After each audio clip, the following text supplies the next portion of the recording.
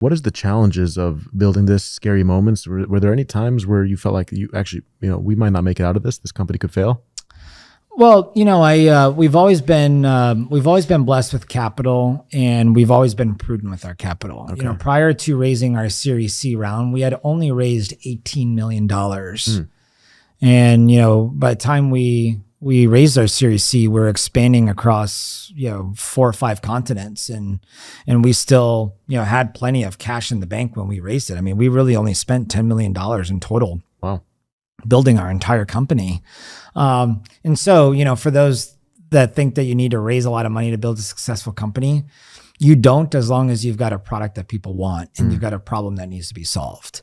Now, from the challenger side, there's plenty of challenges. Raising capital is hard. It's a numbers game. You get rejected a lot, especially when you're doing something new and unique. And those are usually the best, the biggest hits, right? Are the ones that are totally disrupting the way that we live. Not everyone's going to get it. That's okay. Most people won't get it. So, I highly encourage people to have a numbers game when they're going out and raising capital. Don't just soft circle the 5 investors you really want. Talk to 50, talk to 75, talk to 100, and always be in capital raising mode. We're always in capital raising mode. And the reason why we're always in capital raising mode is, one, you never know what's going to happen. So you want to have a backup plan in regards to capital needed, especially in this environment.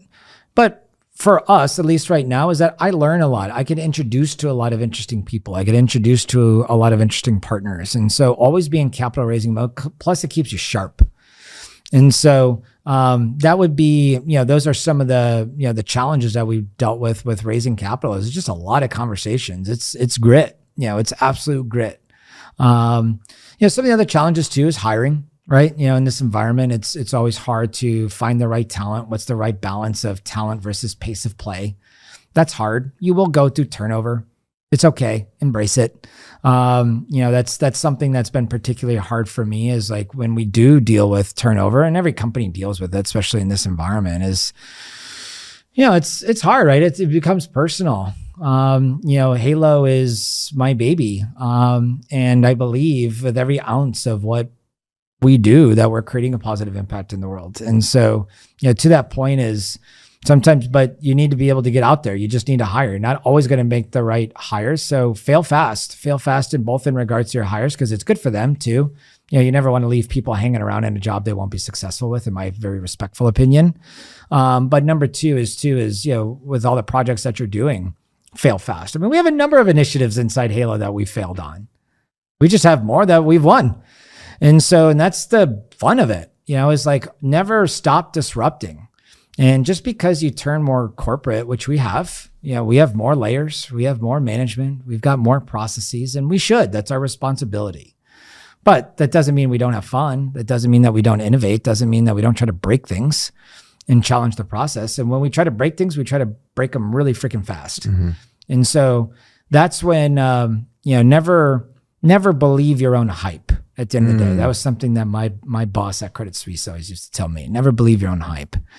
And I say that not only in regards to yourself when you do raise a round and you get all this great media attention, stay humble and hungry.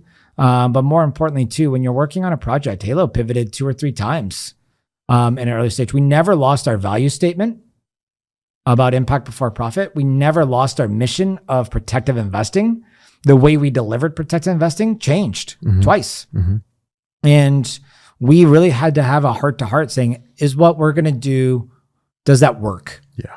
So, those are some of the challenges. But again, if you haven't failed and you're not trying hard enough, push yourself. Do something hard. Do something that's bigger than yourself. And most importantly, when you're an entrepreneur, believe in yourself, because ain't no one else going to believe in you. Yeah. If it was easy, then someone would have done it. And guys, that's coming from a billion-dollar fintech founder. So I really hope that you can listen closely to that, because you're a testament of that.